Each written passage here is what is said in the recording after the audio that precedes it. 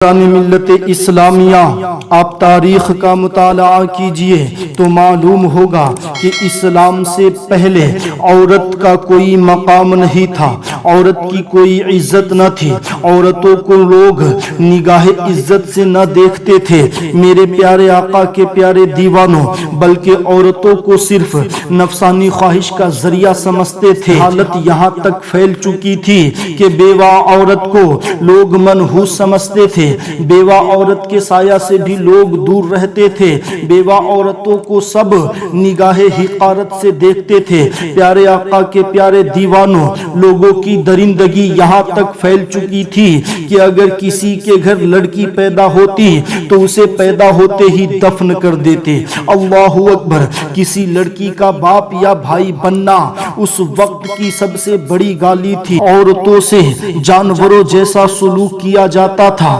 ذرا سی غلطی پر اس کے اعضاء کاٹ لیے جاتے تھے، کان ناک کو کاٹ لیا جاتا تھا۔ عورتوں کو کوئی حق حاصل نہیں تھا، عورتوں کو زبان کھولنے کی اجازت نہ تھی، عورتوں کی فریاد سننے والا کوئی نہ تھا، عورت ایک حقیر مخلوق سمجھی جاتی تھی، یہاں تک کہ عورت ظلم و ستم کا مجسمہ بن چکی تھی۔ لیکن میرے پیارے آقا کے پیارے دیوانوں، اسلام نے مقام عورت کو بلند کیا۔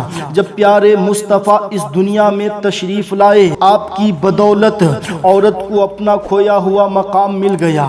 سبحان اللہ! سرکار مدینہ صلی اللہ تعالی علیہ وسلم نے عورتوں کے ساتھ حسن سلوک کا حکم دیا۔ رسول پاک نے فرمایا کہ لڑکیاں اس لیے پیدا نہیں کی جاتی کہ تم ان کو زندہ دفن کر دو، بلکہ اس لیے پیدا کی جاتی ہے کہ وہ تمہاری ماں بن سکے، وہ تمہاری بہن بن سکے، وہ تمہاری بیٹی بن سکے، وہ تمہاری بہو بن سکے، وہ تمہارے گھر کی زینت بن سکے۔ میرے پیارے آقا کے پیارے دیوانوں، وہ تمہارے گھر کی رونق بن سکے۔ لوگوں کو بتا دیا کہ بیوہ عورت کو معاشرے میں جینے کا پورا حق ہے، اور آپ نے صرف لوگوں کو بتایا ہی نہیں بلکہ 25 سال کی عمر میں 40 سالہ بیوہ حضرت خدیجۃ الکبریٰ سے شادی کر کے بیوہ عورت کے مقام کو عروج پہ پہنچا دیا۔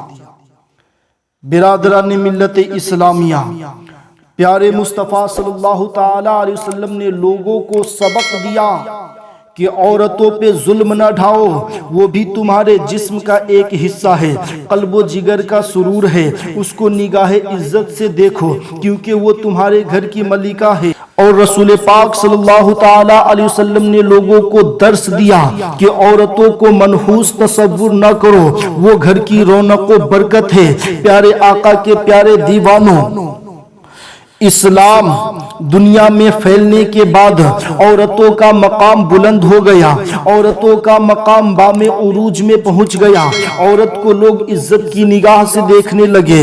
وہ انسان جو اپنی لڑکیوں کو زندہ دفن کر دیا کرتے تھے، اب ان کو اپنی آنکھوں پر بیٹھانے لگے۔ معاشرے میں عورتوں کو اپنے حقوق مل گئے، بیوہ عورتوں کو بھی جینے کا کنارہ مل گیا۔ انسانی زندگی کے ہر گوشے میں عورت کے ان کے حقوق دیے گئے جو اس کو حاصل نہ تھا۔ وہ انسان جو عورتوں کو جانور سمجھتے تھے، اب گھر کی ملکہ سمجھنے لگے۔